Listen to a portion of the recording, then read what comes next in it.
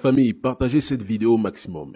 Vous êtes un homme politique russe, vice-président de la Douma, et je n'ai pas vraiment besoin de vous présenter parce que nos auditeurs vous connaissent très bien à travers différentes missions et interventions dans les médias, et notamment au Dialogue franco-russe. Je vous remercie encore une fois d'être avec nous. Merci à vous. Bonjour la famille, j'espère que vous allez tous bien. Si vous êtes nouveau, n'oubliez pas de vous abonner à la chaîne et activer la cloche des notifications. Merci. À plusieurs auditeurs, nos auditeurs souhaiteraient vous poser pas mal de questions concernant la Russie, le monde multipolaire, la guerre en Ukraine, évidemment. Et moi, j'aimerais bien commencer par les États-Unis. Que pensez-vous de la tentative d'assassinat de Donald Trump? À mon avis, ça a augmenté ça donnait à Donald Trump une certaine priorité dans l'opinion publique américaine, mais on verra comment il va se présenter contre Kamala Harris, qui maintenant représente le camp démocrate. Pour nous, c'est, à mon avis, n'importe quel président américain, il est surtout intéressé par les États-Unis et pas par le monde multipolaire. Mais en fait, n'importe quelle issue des élections américaines montre à l'Europe, met à l'Europe dans une situation difficile. Parce que l'Europe a perdu son souveraineté, entièrement plongée sous la politique américaine, et maintenant, avec Trump ou avec Kamala Harris, n'importe qui, ça serait difficile de reprendre de nouveau la voie de l'Europe. Donc la candidature de Kamala Harris, vraiment, c'est toute récente. Elle a été validée en quelque sorte par Soros, puisque j'ai vu hier sur X la photo d'Alexandre Soros et Kamala Harris, donc le monde libéral américain et pas que, valide la candidature du futur candidate démocrate. Ouais. Que pensez-vous des élections en général? Est-ce que finalement, c'est vrai que j'ai entendu déjà parler de ça, que peu importe quel candidat, peu importe quel président, ça ne va rien changer, ni pour le cours de la guerre en Ukraine, ni pour les relations bilatérales entre la Russie et les États-Unis, ou peut-être quand même Donald Trump pourrait être, entre guillemets, un candidat plus pacifique pour la Russie? Pour nous, à mon avis, ça ne change pas grand-chose. Pour les États-Unis, la façon dont ils ont présenté une nouvelle candidature démocrate, c'est assez rigolo parce que ça nous montre vraiment le triomphe de la démocratie quand il y a déjà des gens qui ont donné de l'argent pour M. Biden, et du coup, on ignore leur opinion, on met Madame Harris devant dans le camp démocrate. À mon avis, ce qui est important pour les États-Unis, c'est leur notion de la démocratie. Et cette notion de la démocratie, on voit que c'est une vitrine. En fait, il y a des groupes d'influence qui gouvernent les États-Unis, en fait, qui gouvernent le monde. Parce qu'aujourd'hui, l'Europe occidentale est entièrement sous l'influence des narratifs américains.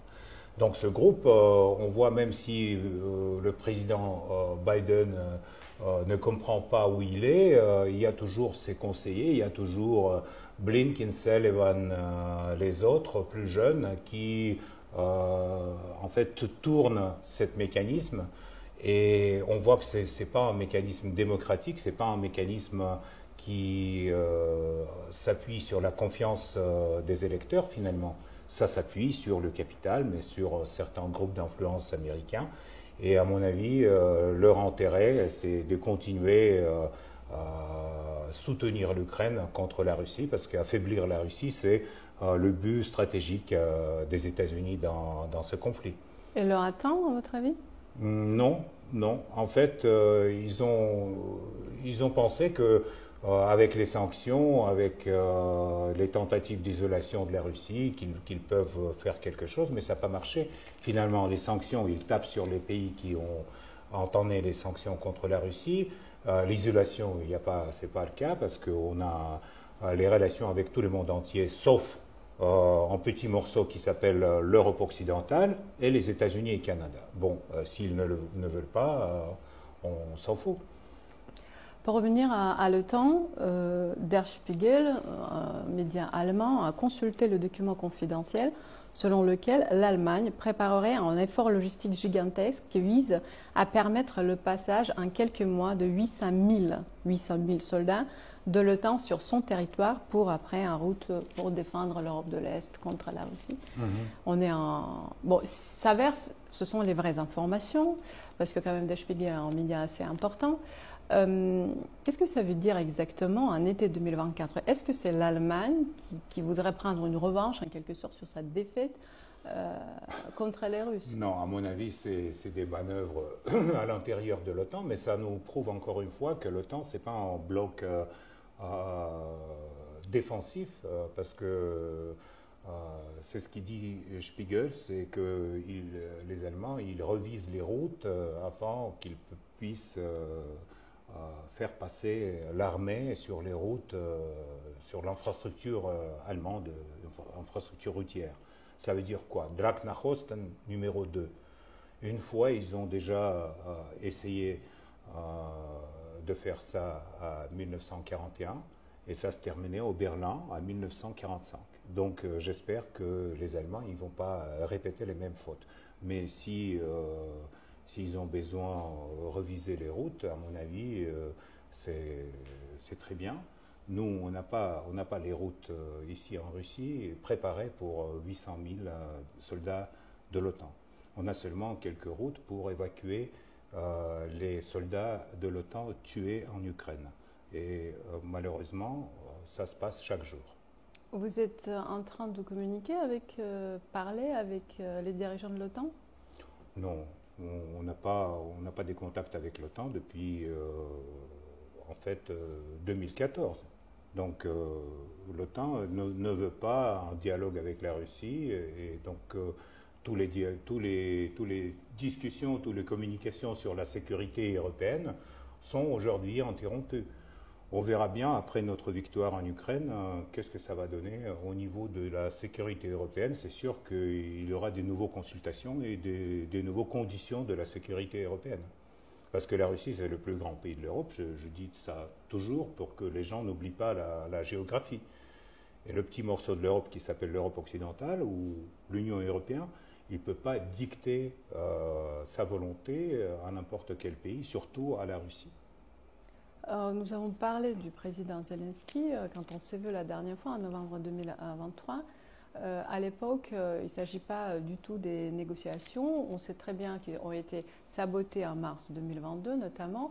Après, il y a un mois, 2 mois, le fameux sommet pour la paix, mais sans la Russie. Et aujourd'hui, apparemment, Zelensky est prêt à négocier avec la Russie. Comment vous voyez cette future potentielle négociation? Parce qu'à un moment donné, ça doit arriver. D'abord, Zelensky et compagnie, ils ont voté la loi qui leur interdit toute négociation avec la Russie. Donc pour discuter de négociation, il faut en fait reviser cette décision du Parlement ukrainien. Deuxièmement, Zelensky est un président illégitime, son mandat est terminé. Pour la Russie, il ne représente pas le peuple ukrainien. Son rhétorique est compréhensible parce que même Boris Johnson, qui lui a donné l'ordre d'aller jusqu'au bout, faire la guerre contre la Russie au moment des négociations d'Istanbul, même Johnson est allé voir Trump pour consulter à probable variant qu'est-ce qu'on peut proposer à les Russes pour terminer la guerre. Donc pour Zelensky, c'est le moment difficile parce que il ne s'appuyait pas sur le peuple ukrainien, mais il s'appuyait toujours sur le soutien américain et le soutien de l'Occident en général. Aujourd'hui, on voit que ce soutien n'est plus là, donc il est un peu dans l'air et c'est pour ça que il commence à dire voilà, on ne peut pas, cette guerre est très difficile pour l'Ukraine. Évidemment, c'est très difficile. Il y a certains dirigeants européens qui voudraient améliorer et surtout accélérer ce processus de négociation, notamment Viktor Orban qui a fait toute une tournée en faveur de la paix. Est-ce que vous pensez que finalement, les personnes comme ça, il y en a plusieurs, ils voudraient également contribuer à être avec la Russie pour négocier? Tout l'effort pour revenir à la diplomatie, c'est bien, mais nous, on doit d'abord attendre les buts de notre opération militaire spéciale. Deuxièmement, malheureusement, je dois constater que les leaders européens n'ont pas ni le mandat ni la souveraineté pour négocier la paix du côté de l'Ukraine, de la Russie. Même M. Orban, il a toujours fait son tournée pour donner de l'information à Donald Trump sur la situation et sur la position de la Russie, de la Chine et de l'Ukraine, pas plus. Donc, à mon avis, c'est pas eux qui vont jouer un rôle dans le futur, peut-être issue diplomatique du conflit. Que dites-vous à ces personnes-là? Elles sont nombreuses depuis 2 ans et demi, on les voit dans les médias mainstream, mais pas que, qui accusent la Russie systématiquement de crimes de guerre. Écoutez, pour l'instant, ils n'ont rien prouvé. Même les noms des victimes de soi-disant crimes à Boutcha, on ne les connaît pas. Et ils refusent à donner des noms des gens qui ont été tués à Boutcha. On ne sait pas par qui. Mais dans toutes les accusations des crimes de guerre, ça fait partie d'une campagne de propagande anti-russe qui aujourd'hui domine dans les médias occidentaux. On a le temps devant nous, donc peut-être dans 5 ans, dans 10 ans, ça va passer. C'est comme une maladie. On ne peut pas faire un traitement à un malade et discuter sérieusement. Il faut d'abord qu'il guérisse. Vous êtes d'accord avec le président Poutine qui a dit, je pense que c'était dans son interview avec Tucker Carlson, que finalement les Russes et les Ukrainiens vivent une vraie guerre civile? C'est pour la première fois peut-être qu'il a utilisé ce terme. Pour nous, c'est une situation très difficile, mais ce n'est pas pour la première fois en Europe de l'Est que, par exemple, regardez le conflit entre les Serbes et les Croates dans les années 90. Quand l'Occident a accusé les Serbes qui sont mauvais et les Croates et les Bosniaques qui sont très bons. Et ils ont même construit le tribunal à La Haye. Donc il y en a plein d'exemples comme ça, des peuples qui sont très proches et qui font la guerre à cause de la participation de l'Occident. S'il n'y avait pas un soutien de l'Occident au régime ukrainien, il n'y aura pas cette guerre, il n'y aura pas des victimes, etc. Et ce n'est pas l'agression russe, comme on dit dans les médias, c'est l'agression de l'Occident qui a commencé avec le coup d'État à 2014. Pour nous, c'est comme ça. Et donc, nous sommes en train de terminer la situation, pas commencer. Donc, on espère que au moment quand on va atteindre les buts de l'opération spéciale, on aura la paix entre les Russes et les Ukrainiens. Et bien sûr, pour nous, c'est presque une guerre civile, oui. Est-ce que vous avez les chiffres en tête de tous ces Russes qui sont partis au début du conflit? Je sais qu'ils reviennent. En fait, ils ne sont pas considérés, entre guillemets, on m'a demandé est-ce que les Russes peuvent rentrer, ceux qui sont partis au début peuvent rentrer calmement en Russie et continuer à travailler, etc. Vous le confirmez qu'effectivement, les gens partent, les gens sortent et ils vivent une vie quotidienne normale? Oui, bien sûr, mais je peux dire que d'après les données du gouvernement sur les spécialistes dans Haïti, nous avons les chiffres. C'est 80% qui sont revenus en Russie et travaillent aujourd'hui en Russie, qui ont passé en Géorgie, en Arménie, en Serbie, dans d'autres pays. Et après, ils ont compris qu'ils ont fait une erreur et ils ont rentré à la maison pour travailler, gagner de l'argent, faire grandir leurs enfants, etc. Donc, vie en immigration, c'est difficile. Mais ceux qui sont partis et qui ne veulent pas revenir, très bien, ils vont travailler ailleurs, ils vont travailler dans d'autres pays, il n'y a aucun problème. Est-ce que les dirigeants européens font semblant de ne pas comprendre les exigences sécuritaires russes? Bien sûr, ils ne veulent pas comprendre et ils ne veulent pas même discuter. Les exigences de sécurité, c'est très simple, j'ai déjà expliqué que si jamais il y a des missiles de l'OTAN sur le territoire ukrainien. Donc pour nous, ça nous réduit à 1 minute et demie le moment de prendre la décision à se défendre. Donc pour nous, c'est une chose très importante. Et aujourd'hui, nous ne voulons pas le territoire ukrainien, nous voulons la sécurité de la Russie.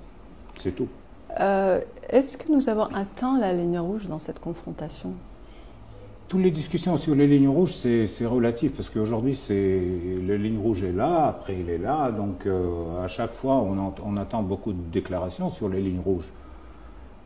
Mais je peux dire que les Russes, ils ont beaucoup de patience, mais pas autant que pensent certains leaders européens.